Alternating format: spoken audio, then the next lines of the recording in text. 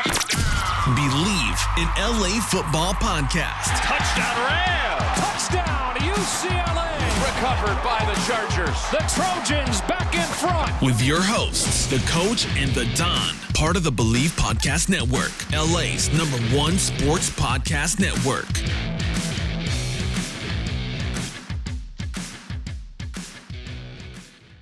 What's up, delegates, and welcome back to the LA Football Podcast.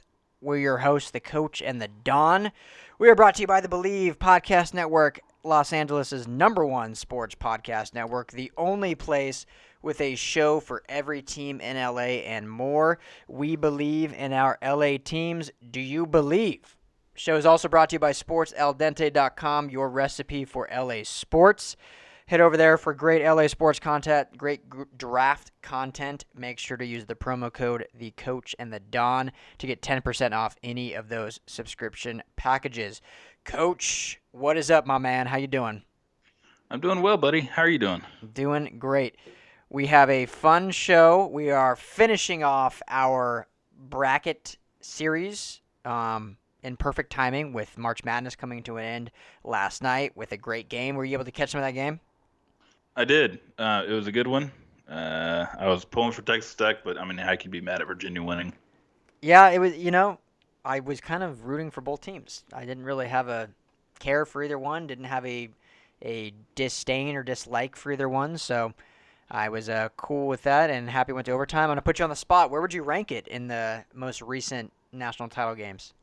You don't have to give me a 1 through 5 or whatever, but would you put it up there at the top, or was it nah? I mean, yeah, I would put it at the top. I mean, only the second overtime game since 2008. Granted, the first half. I mean, it was a close game. I mean, it wasn't like a high-scoring affair or anything like that. But I mean, it was close. It was relatively fun to watch. It kept me excited, and no team was really up by that much. You never really felt like one team was in control. So yeah, I think the whole time it was a good game. And I know people have these parameters of what they consider a good game, but yeah, I would rank it up there with some of the best. Yeah, I enjoyed it. I think that there were clutch shots made at clutch times, which always makes a good game, which is fun. I would put it, I'm trying to think. A lot of national championship games of late have actually been very good. Obviously, we have the Nova buzzer beater over North Carolina was a great one.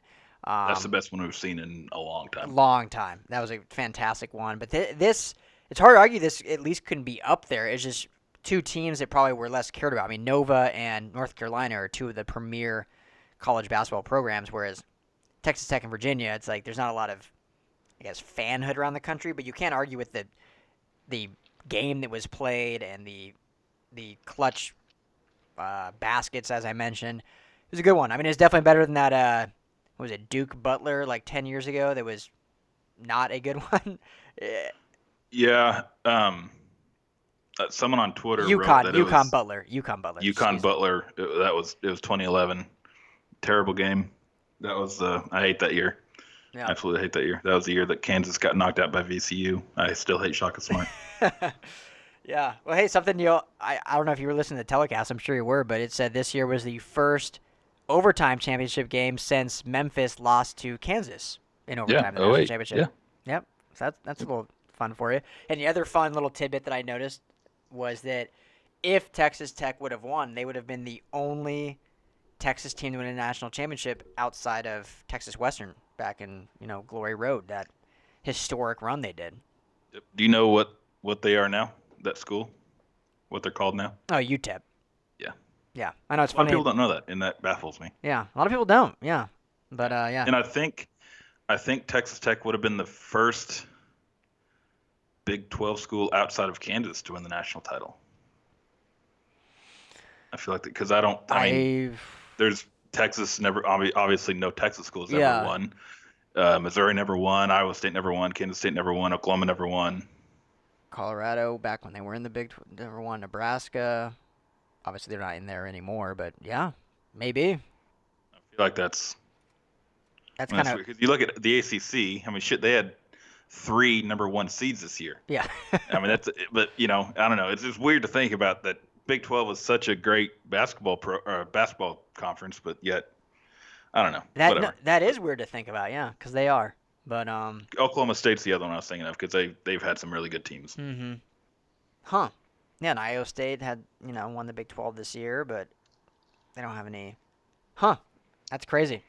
We'll have to look into it more. But yeah, top of your head, yeah, I feel like Kansas would be the only one.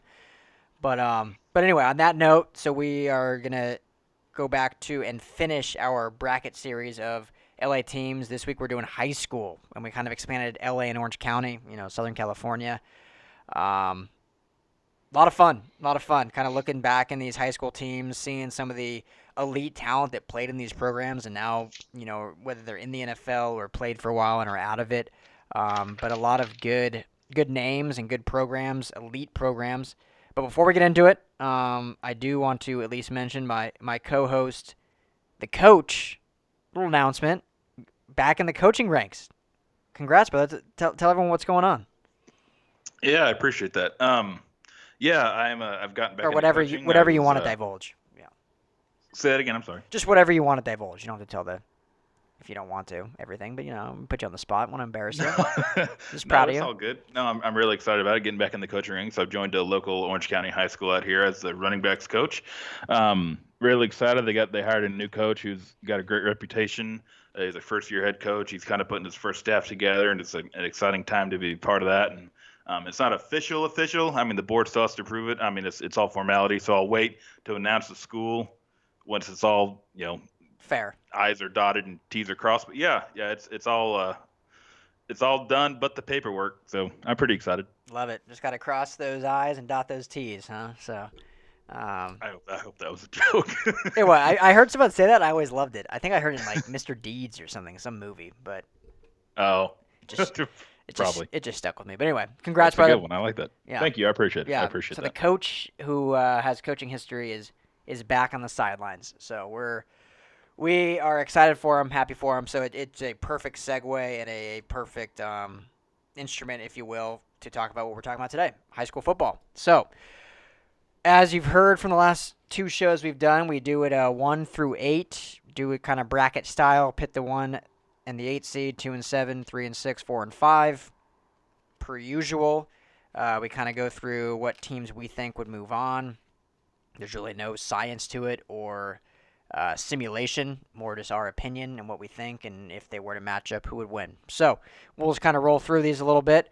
So we have, we want to start from the back end, per usual. So the 8 seed, we took the 2001 Long Beach Poly team. So Long Beach Poly is a pretty storied program. I actually went to Long Beach State University, so knew the school fairly well.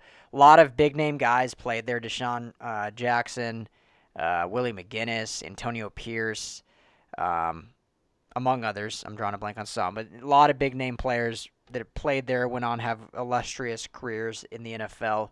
It's always been one of the top programs, been featured in movies.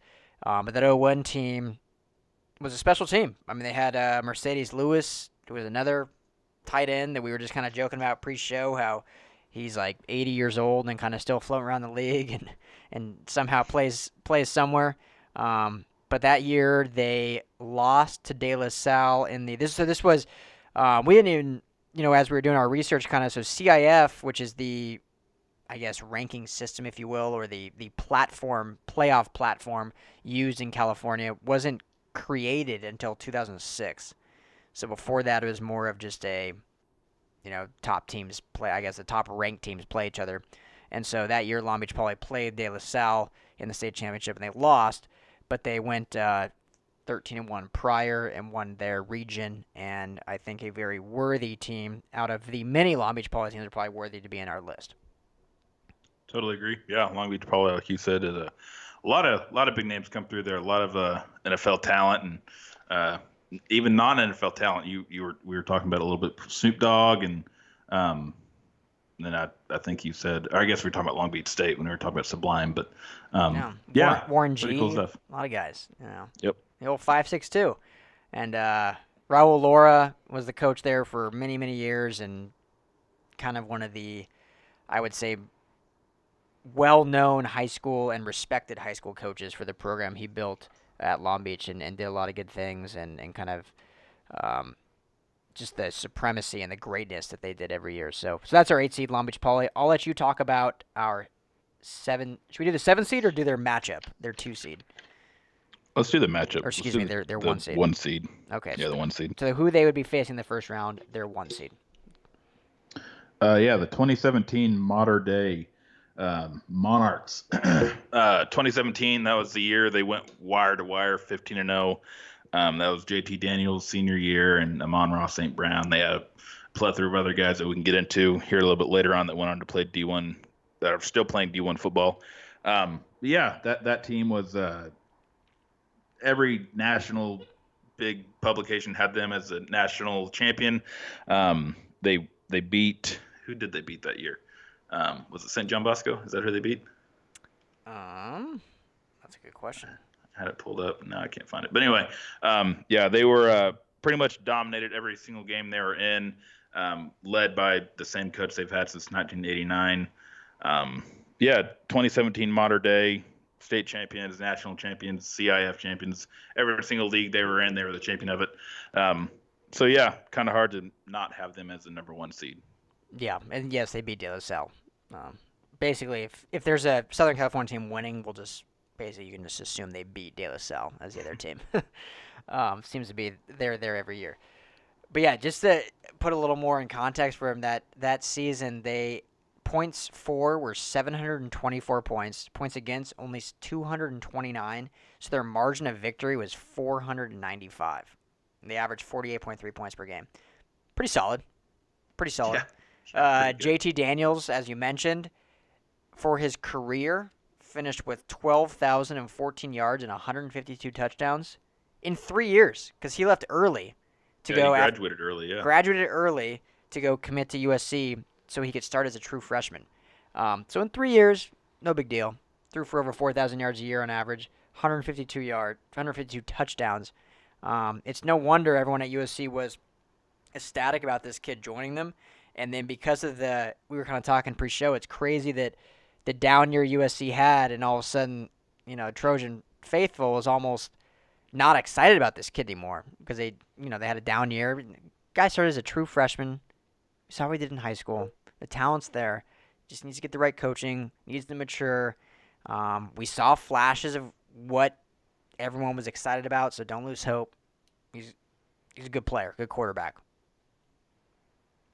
Agreed. Yeah, the kid can play football, and the fact that he graduated high school early means just he's younger than everybody else on the field. So give him time, guys. He's gonna develop. He's gonna be one of the greats that to ever walk through USC, in my opinion. Especially with, I think he and Amon-Ra St. Brown, the fact that they played high school football together and now they're playing USC football together. I think their chemistry is just gonna be off the charts in the next 2 or 3 years. I agree, and I'm super excited that we're covering them in much more in depth this season, and going to be there at practices and at games and whatnot, so we can really kind of get a more in-depth look and bring it to you guys, the listeners, but also just to watch their development and see how they progress as players and kind of the storyline just as them as teammates, being high school teammates, now college teammates.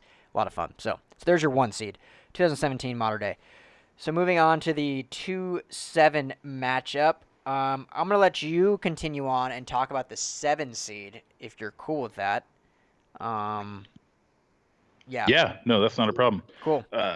2009 Crenshaw, throwing a little LA football at you. True LA football. True LA football. So 2009 Crenshaw went 14-1. They lost the championship that year to, I believe, De La Salle, who everybody seems to lose to. Shock. Right? Yeah. Who would have thought it? But that team had some pretty good talent on it. The biggest name being D'Anthony Thomas, most recently of the Kansas City Chiefs. He was released just this past year in March, so he's currently a free agent. But yeah, D'Anthony Thomas, who had a great career at Oregon, one of the premier college athletes at the time, a true track athlete, just speedy guy. He played on that 2009 Crenshaw team, who actually, D'Anthony Thomas was hurt either for that game or during that game, but a lot of people believe that maybe why Crenshaw didn't come away undefeated that year because of Rundat getting hurt. But also on that team was Marquise Thompson, the quarterback. He went on to play for UNLV for a couple of years. Hayes Pullard went on to play for USC at the linebacker position. Then he kind of bounced around the league for a little bit, played for the Chargers, another SoCal team, and then the Browns and the Jaguars. And then Greg DeCray played college ball at Washington, and then he bounced around, but most recently, kind of unfortunately, I guess, played for the San Diego Fleet of the now defunct AAF. Thought that was kind of a interesting tidbit there. But yeah, he was a receiver, defensive back. Yeah, the 09 Crenshaw team, that was our 7 seed. Yeah, Greg DeCray. That's a great name. Greg DeCray. I love it.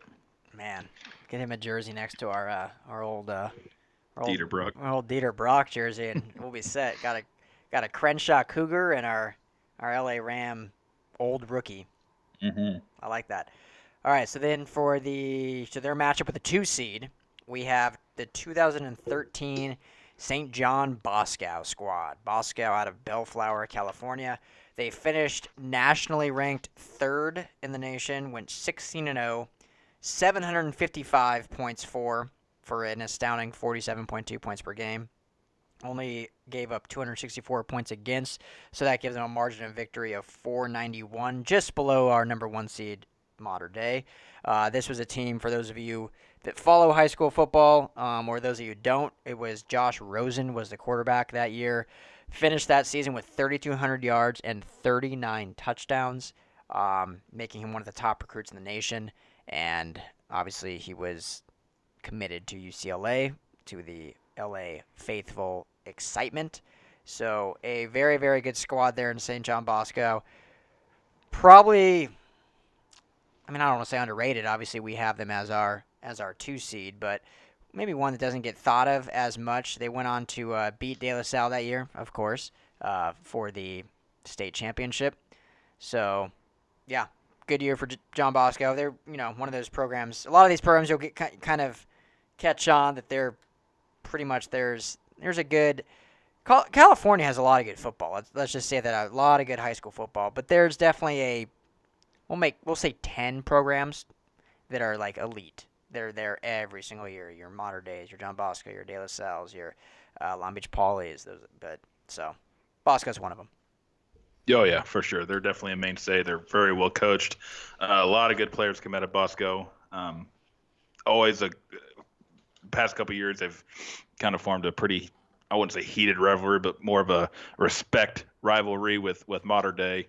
The past 2 years, they've been on TV, and it's almost, it's essentially watching a college football game between St. John Bosco and Mater Dei. Just the amount of talent these two teams have, it's pretty remarkable year in and year out. Yeah. Oh yeah. Especially, me and you played high school football, and you go watch, and you're like, yeah, I wouldn't have been on that team. I don't know about you. Yeah. I can't speak for you, but I don't think I would have. No, I would have been doing the laundry for that team. Yeah, and my high school team was decent, but we had that no cut policy, so I was able to, at least have the uniform on the sideline. Yeah, my high school, we begged and pleaded for guys to come out just because it was we were rolling with 13 kids at one point. So yeah, little whole different ball game. Yeah, well, your high school was 8-man, wasn't it? Not when I played. They are now. They're 8-man now. Because when I played, we were 11-man. They figured 13 wasn't a good number to field an 11-man squad, so let's go down to 8. Scrimmage. Yeah, let's go down to 8. So, real quick story before I move on. When I had a job, I worked at the Queen Mary in Long Beach for a little while, and this lady I worked with, extremely nice lady, great worker, great coworker. But her kids were all basically football prodigy, if you will. They were a football family. So at the time when I was there, she had her oldest son was, I believe, in the CFL. Her second oldest son played for San Jose State. Her third oldest son played at UCLA. And her youngest son was in junior high, about to go to high school, getting recruited by all these top high school programs. And so I was obviously a big sports guy, following them. And so I was kind of asking her the process, what was going on. And so her son ended up committing to St. John Bosco. And so he played there, and I'm assuming now probably graduated. This was probably about 5 years ago. So he's probably moved on now, and I haven't followed up. So we'll have to see what he's doing. Maybe we'll have him on the show if he stayed local. Let's do it. That's something I need to look into. So I don't Dig a want. little deeper on that, man. Come on. Yeah. Okay. I'm gonna get into that. So that just turn the wheels in the old noggin there. I'm gonna get that going. So, all right. But I digress. So now our 3-6 matchup. I'll defer back to you. Pick whatever team you want to talk about. The 3 or the 6 seed.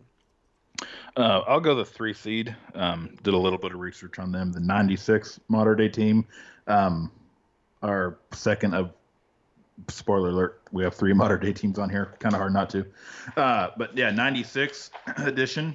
Mm-hmm. They went 14-0, number 1 high school team in America that year for the second time in their school's history. Still have the same coach. They've had the same coach since '89. I think I alluded to that last time. But Coach Rawlinson still going strong over there at Modern Day. But some of the guys that they had, excuse me, I think he won the California High School Player of the Year award that year was Rod Perry. He was a receiver, went well over 1,400 yards receiving, had double-digit touchdowns. This kid has an interesting story. He tore his ACL in high school his junior year.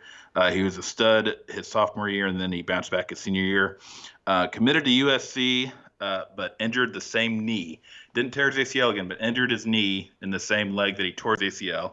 But I should mention that he was also a highly touted baseball prospect. So he left USC and committed to Cal State Fullerton to focus full-time on baseball. As we know that Cal State Fullerton does not have football. Fullerton College does. That's a whole different story. Mm-hmm. But and then he decided to go back to football and committed to Penn State. Finished out his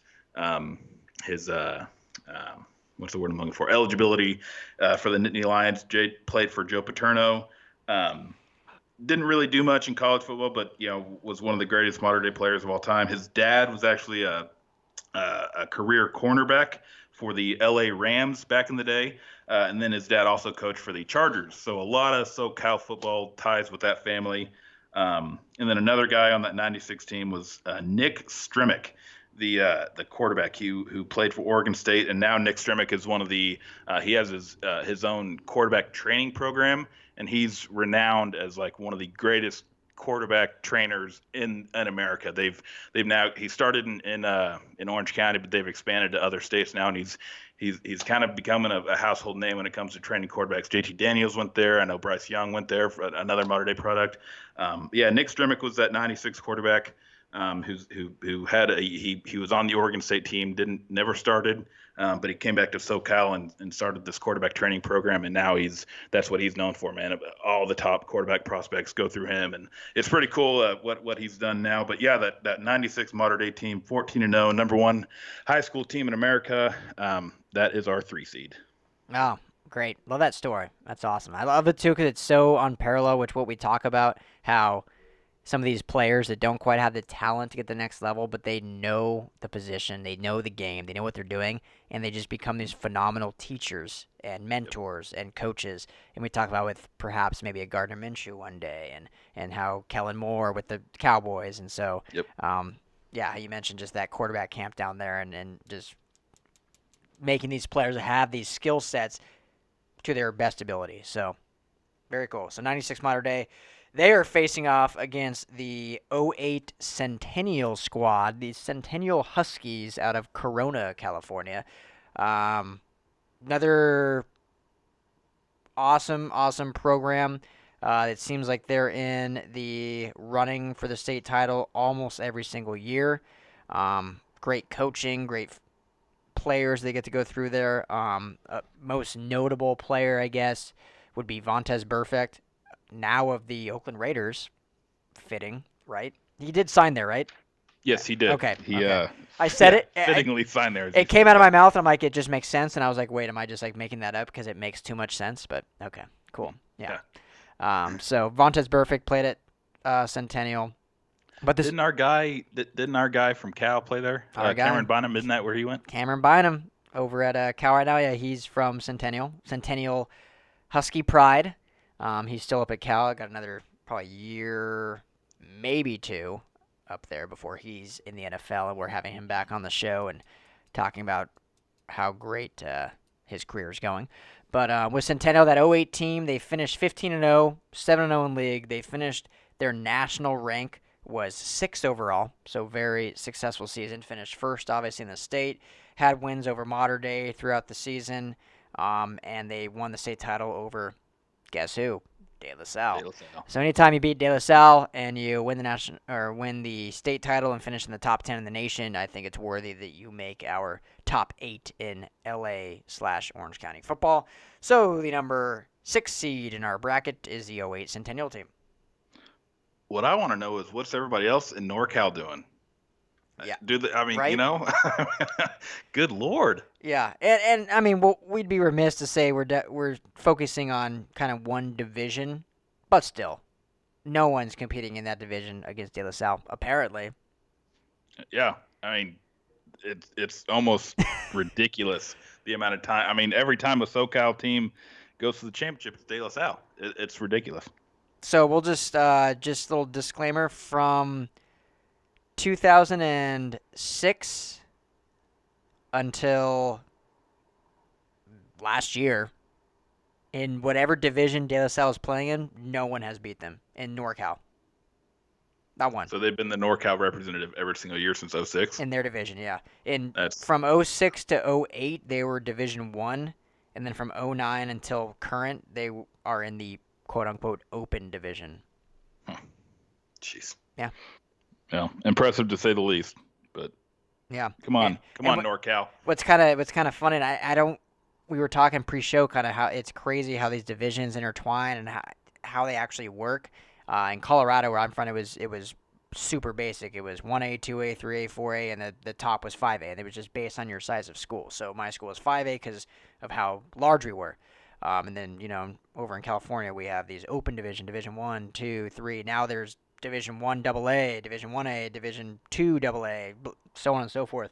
But in the beginning years in the open division, so in '06 to 14, Folsom up in North, this is way off topic, and then we'll get back to it, but Folsom High School played in the open division, and then once De La Salle officially moved over, Folsom moved over to Division 1, where they were able to have a little more success, and they won a couple Northern championships, so I just think that's kind of funny. Like, you know what, we can't beat this guy, let's just move over divisions, because it's not happening. Unless Open's like a subsidiary, I haven't looked into it a ton, so... If anyone out there listening knows for sure, which I'm sure someone does. Oh, I'm sure they do. Would love you to tweet, call in, email us, let us know. Yeah, so, do a little education. That'd be nice. Yeah, especially since I'm joining those ranks. Hopefully I learn a little bit just being around it. But I'm sure you will. Yeah, I'm sure you will. But hey, we'd love to hear from you guys. So yeah, let us know. We're always trying to learn. So we love doing this because we know a lot. I feel, but more so we just love talking football. And just love the game. And we don't know everything. So people that know stuff, just let us know. Yeah, and there's always something to learn. Like every time we do a podcast, I feel like I learned something that I didn't know before. Absolutely. And I love it. Yeah, I feel like we're very knowledgeable on this sport. In pro and then college and I mean high school. There's so many across America. It's hard to be completely knowledgeable about stuff. But yeah, that's what I love. I always learn something, and I'll never stop learning. If I could be in this industry, hopefully I will be for the next 50 years, and I'll learn something every single day, and I love it. That's the goal. That's what life's all about. That is the goal. Keep learning. So, all right, so now the last matchup, our 4-5 matchup.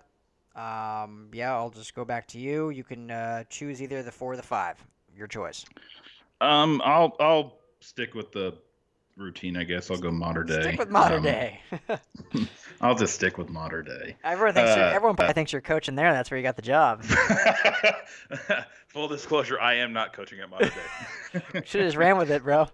I know, right? Yeah, I'm replacing Coach Rollinson. Yeah. I'm the heir apparent. No, yeah. That's not true at all. I'll be the mascot. Mater Dei Dons. Oh boy, the 2018 Mater Dei Monarchs, just last year, this past season, led by Bryce Young, the quarterback who is a USC commit, has 1 year left. He'll be a senior in 2019. But yeah, they technically had 2 losses on their record. I say technically because they did defeat Bishop Gorman out of Las Vegas, who is another national powerhouse. They've had guys like Tate Martell, who's now a Miami Hurricane, UCLA quarterback, DTR, right? Thomas Robinson. Yep. He is now he came from Bishop Gorman. Yep. Dorial, Tom. Yep. So Mater Dei technically defeated Bishop Gorman on the field, but self-reported an ineligible player. So by rule, had to forfeit that game. So on their record and in the record books, it's shown as a loss. But on the field, they pretty much handled that game from start to finish.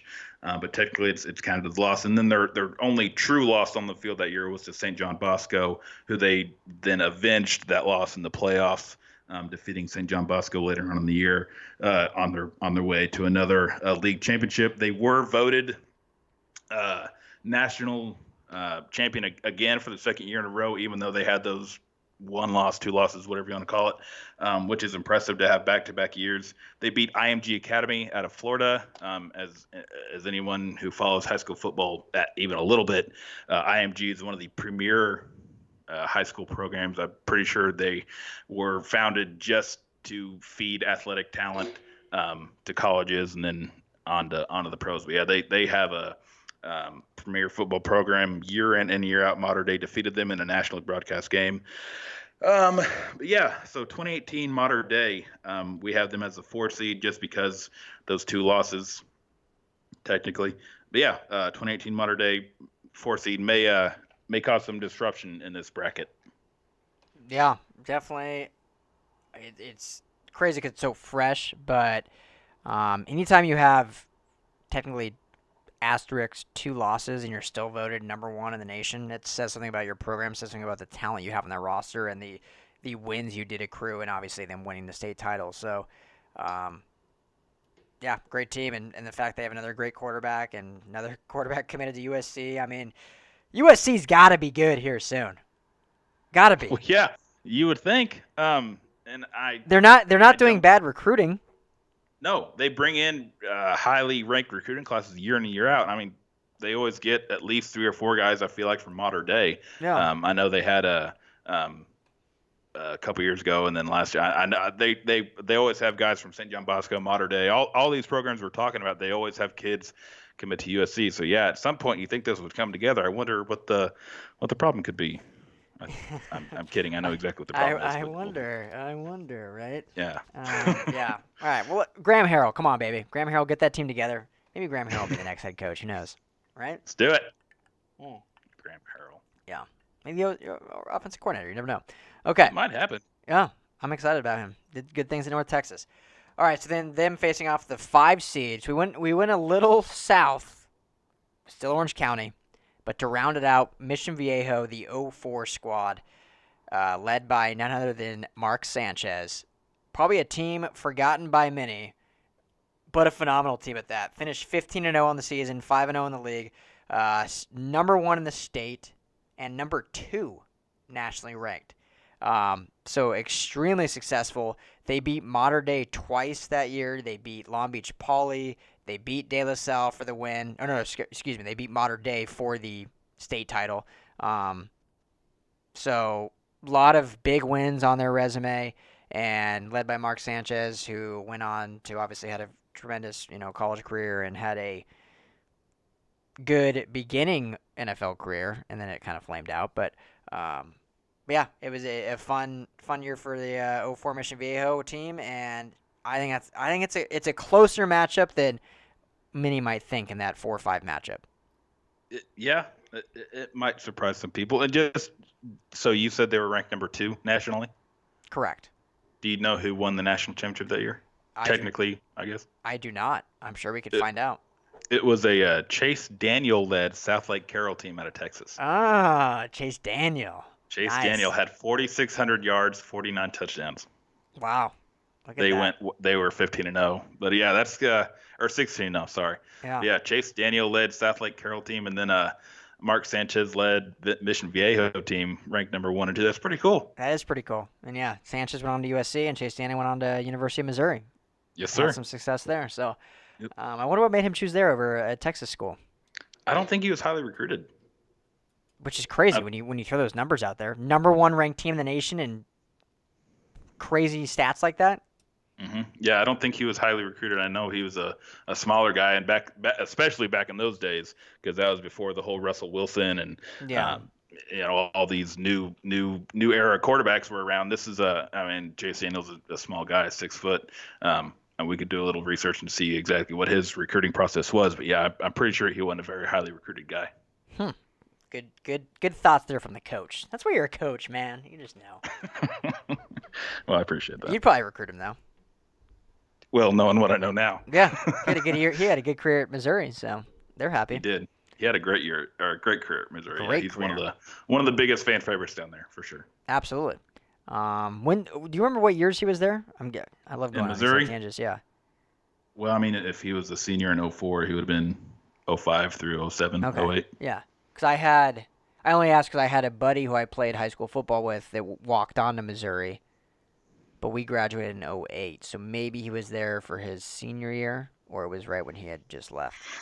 Probably, yeah. So fall of fall of 05 would have been his freshman year, and he may have redshirted. I'm not sure. So 05, 06, 07, 08, 09. So yeah, they may have overlapped a year. Max, yeah. So I was just curious. So I did pull it up. He was a 3-star recruit. He had 5 offers: Missouri, Maryland, Oklahoma State, Stanford, and Texas A&M. Those were his offers. Wow, that's it, huh? That's surprising. Yep. No Oklahoma, no Texas. No Texas, or you said A&M, right? Texas A&M. Texas A&M. So only one Texas school. Yep. That's crazy.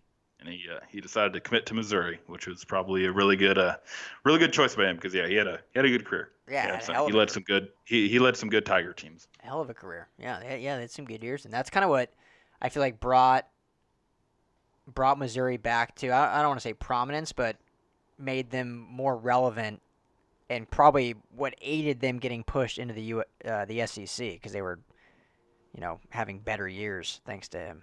So. Sure. Yeah, I would say you're right. Yeah. So, alrighty, cool. Well, there you have it with our 1 through 8. So now let's get down to the matchups. So we'll start. We'll kind of just go through it rather quickly. Let's start with the. Should we do the 1-8 matchups first? Yeah, let's get the easy ones out of the way. Yeah. I'll just start. I don't think there's. I love those Long Beach Poly schools. Going to college down in Long Beach and just seeing the pride that they have in their Jackrabbits down there. But I don't think there's a match for that 2017 Modern Day school, which is wire to wire, nationally ranked number 1. I already listed all the stats. JT Daniels, Amon-Ra St. Brown, just a stacked roster, winning the state title. It's got to be the 2017 Modern Day. Oh yeah, completely agree. I had the same thing. Modern Day. If we were going mascots, I think Jackrabbits would get the win here. But absolutely, Monarchs versus Jackrabbits. Yeah. Yeah. But anyway, yeah. So yeah. Monarchs, is that what It's is like that Kings. mascot? Like a monarchy. Yeah. like a monarchy? Like we're going like king? Okay. Or is it like I don't know what. I mean, are you thinking like the bird? Yeah, kind of. I would assume it's the. I always just assumed it was like royalty. Royalty makes sense, but I don't know. I mean, that's a weird mascot. Like, well, you look at their uniforms; they're like just like a red and white. Yeah, I mean they have the Michigan and the Delaware, like that. Whatever swoosh you or whatever you call want to call that. it. Yeah. Yeah. I know. That'd be something to dig a little deeper on. I always just assumed it was the royalty thing. Okay. I figured that's what they were going for. Yeah, and I just because I played a golf course in Dana Point, which is not where Modern Day is, but it's Orange County, and their mascot is like a monarch, like the bird. So I don't know why I associate with that. Just Orange County, I guess. That's an interesting thought. It never even crossed my mind, to be honest with you. But it's definitely possible. This is what goes through my head.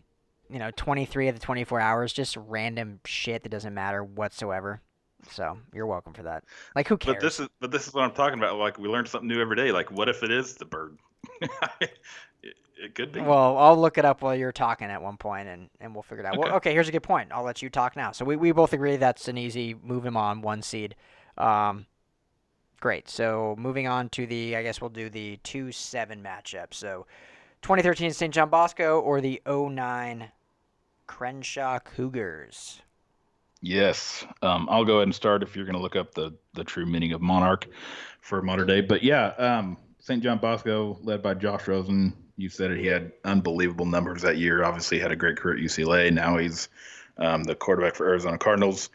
09 Crenshaw, as much as talented as they were, man, I mean, and that really is a historical program, especially being a true LA football squad.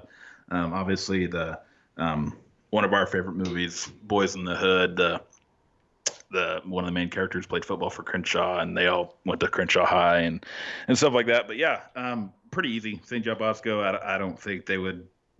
There's much question here. St. John Bosco would probably own that game and have a pretty high scoring affair against Crenshaw. So I have St. John Bosco moving on pretty easily. Yeah. It's got to be that St. John Bosco school with Josh Rosen. You hit all the points. It'd probably be a close game. I feel like it'd be a good. There were some good players on that Crenshaw team. We went through them kind of when we were breaking down the first round, but yeah, it's got to be Bosco. Yep. So, all right. So I'm seeing here the actual mascot of Mater Day is a lion. Which would tie into the Which royalty. would tie into the royalty, and obviously them being a Catholic school. Mm-hmm. Yeah, I think we can throw the bird out the window. It's not. Well, but don't worry, folks. It's a bird. It can fly. It'll be fine. That's right. It can fly. Yeah, we'll extend an olive branch to it and let it Yeah. fly away. No shortage of dad jokes on the Coach. Dad jokes and puns aplenty. That's what we're all about. So, Oh boy. no kids yet, but we got dad jokes.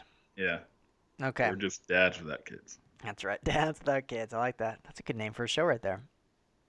Dads without kids. Dads without kids. Yeah. So, Bosco is moving on. So we go to our 3-6 matchup, 96 Mater Day and 06 Centennial. This was probably tougher for me than it should have been. I think when you see a wire-to-wire team that finishes number one in the nation, it should be a shoo-in. Something about that Centennial team, that Centennial program, and the fact that they beat De La Salle at least had me really thinking about it. But when it comes down to it, you got to go with 96 Mater Day. Again, too much talent on that roster. Finishing how they did, number one overall. Yeah, Mater Day again. Yeah, I completely agree. I had Mater Day moving on. I'm sure that 08 Centennial team had a great year. I mean, I know they had a great year. I mean, you look back at it, but 96 Mater Day national championship and the amount of D1 talent that went on, and 96 Mater Day. I had them as well. Perfect. Okay, so we're all the same moving on, right? At this point. Okay, so here's where we might get different. I'm going to let you start the 4-5 matchup. All right, this is easily the best matchup of the first round. And it's fitting. It's the 4-5. So we do a good job with these rankings, I think. I think we do. Oh, boy. I mean, Mark Sanchez led Mission Viejo team, ranked second. I do like Mark Sanchez. Even when he played for the Jets with Rex Ryan, I always kind of find myself rooting for him. He was a USC guy. I always kind of rooted for him there. Yeah. Back then, I was still living in Missouri, so I didn't really know much about LA football. But I'm going to have to stick with Mater Day 2018, just with Bryce Young and Brew McCoy, who I know probably is not a fan favorite out here anymore just because of, he committed to USC, then he decommitted, and now he's enrolled at Texas. But Boo. I know, right? One of the many to transfer out of USC, I feel like, this offseason. But, yeah, 2018 Mater Day, I think, just had too much talent, and the fact that they beat very high-caliber teams, not just in California, but all around the nation. Bishop Gorman, IMG, as we mentioned before, avenging their loss to St. John Bosco, and then going on to winning the high school championship, and then also, again, being voted the national champion. I had 2018 Mater Day setting up a matchup between 17 Mater Day and 18 Mater Day. As only 1 year difference, have a very different roster. Yes. So I actually went with Mission Viejo in this, and it was tough. something about that team, and I think, we're not in the committees, we're not in those voting rooms when the national team is voted, but I think there are something to be said about name recognition, and Modern Day is a name recognized across the nation. So when you see them, talent, their points against, margin of victory, even though they have 2 losses, you'll kind of give them the benefit of the doubt, being okay, it's Modern Day, like they're great, which deservedly so. But not arguing that. But someone like a Mission Viejo that doesn't have that powerhouse football school, when they make it to where they did in that '04 season and are able to make number 2 overall ranked, I think it says a lot for their actual play. Again, not taking anything from Modern Day, not saying they don't show it on the field, but a team like a Mission Viejo is probably a team that has to prove even more so because they're not as recognizable. So that little, and maybe it's just my, Cinderella story syndrome I like. I'm taking Mission Viejo over them. So it was tough, but I'm moving the '04 Mission Viejo on. Yeah, I The mean, old I can't Diablos. I can't argue that point too much. I mean, it's like you said. I think that game would have been a lot closer than I think a lot of people would imagine it being. I mean, Mission Viejo had a great year that year. Had a lot of talent, and I'm not sure of the history of Mission Viejo. I don't know how far back they've been a successful program, but I know more recently they've had a lot of successful years. I know they're one of the more premier schools around, so I don't know if that was like an early stage or if they've kind of been always good. But anyway, yeah, Mission Viejo doesn't get the national recognition as you mentioned.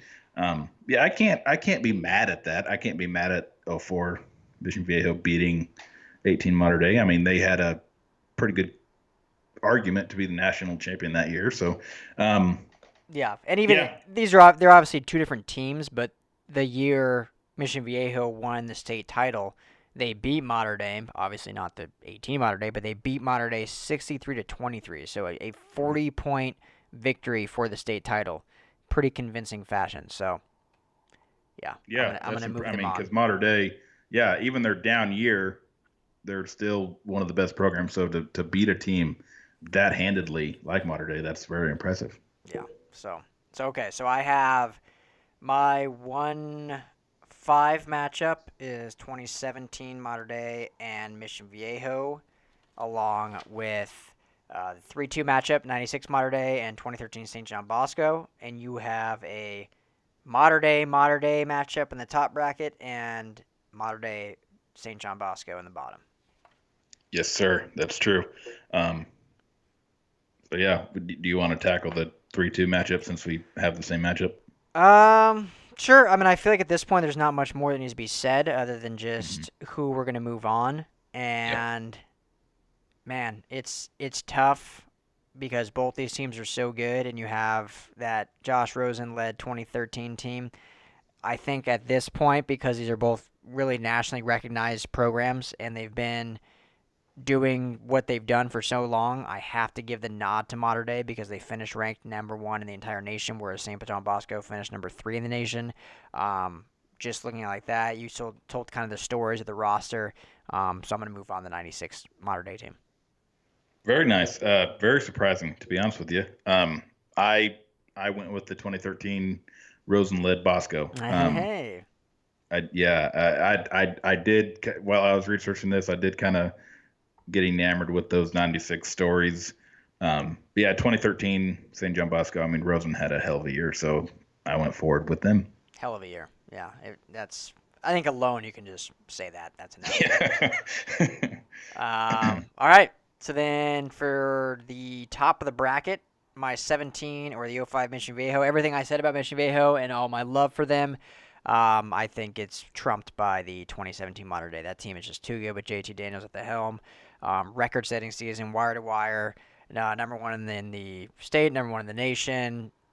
The stats are unbelievable. So yeah, the 2017 Mater Dei moves on to face the 96 Mater Dei in my bracket. Yeah, I had the same 2017 Mater Dei over the 2018 Mater Dei. Only a year different, but had a brand new starting quarterback.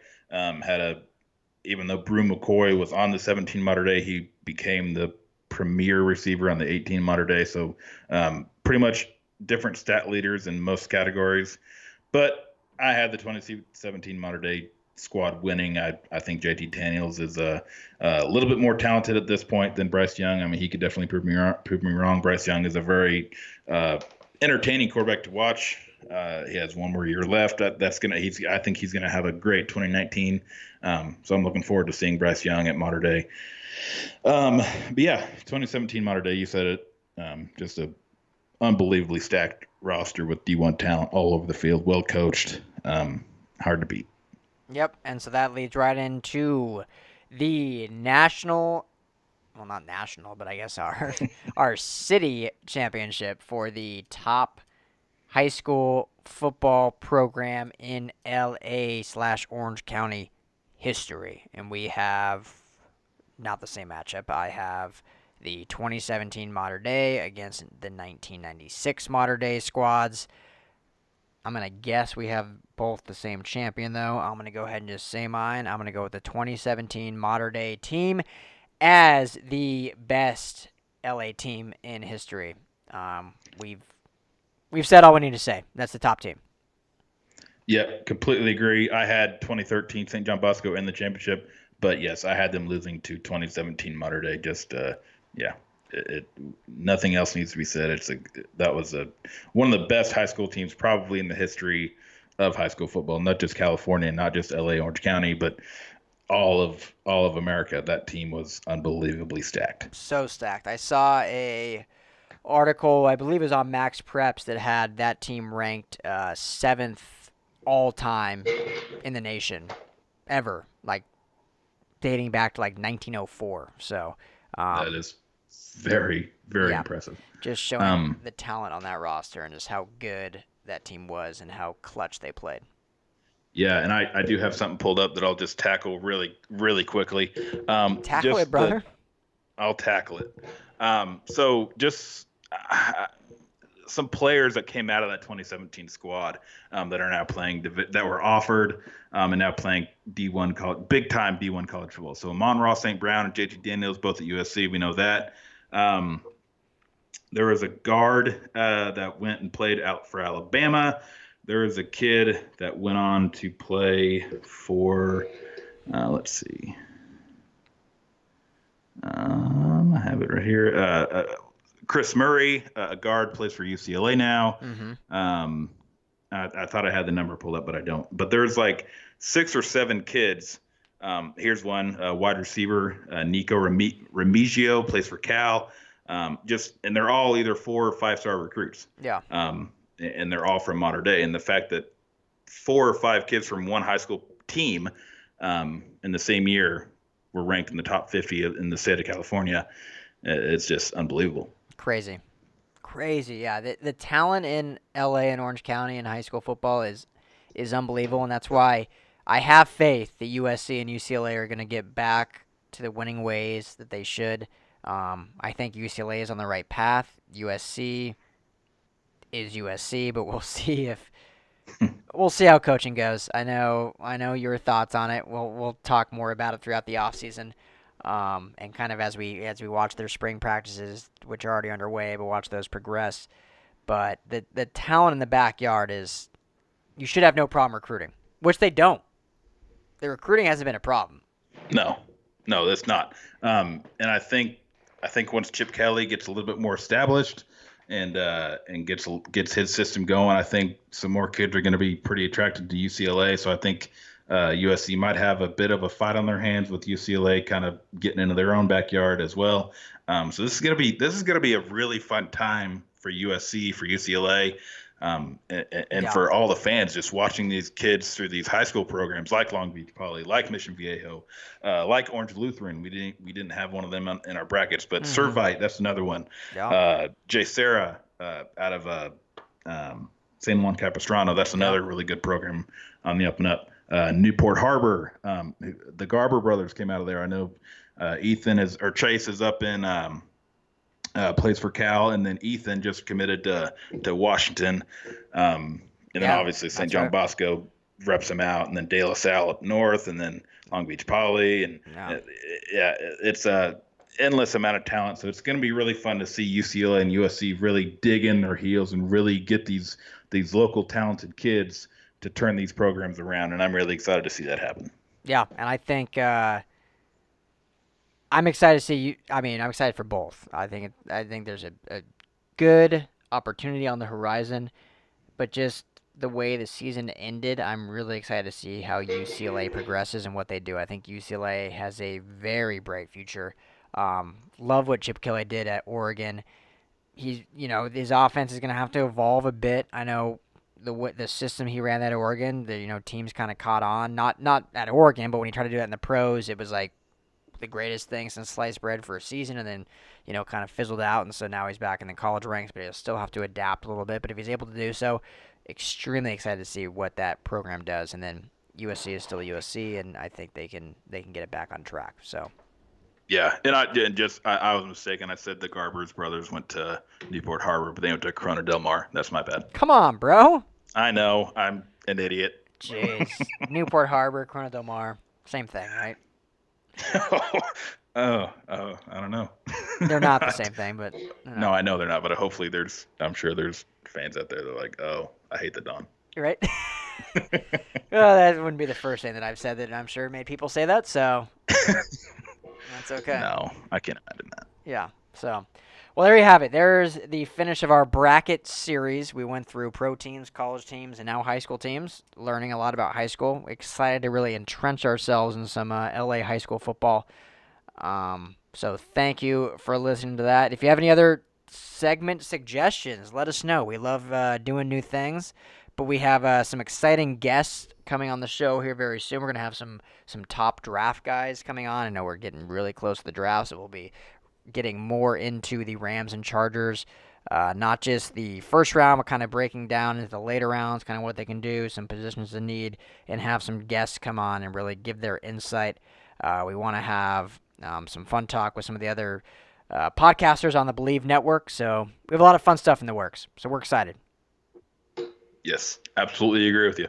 We are very excited. Yeah. So, well, Coach, unless you have something else, I think that'll wrap it up on the show.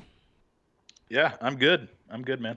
Excellent. So, thank you all for listening to the Believe in LA Football podcast with the Coach and the Don.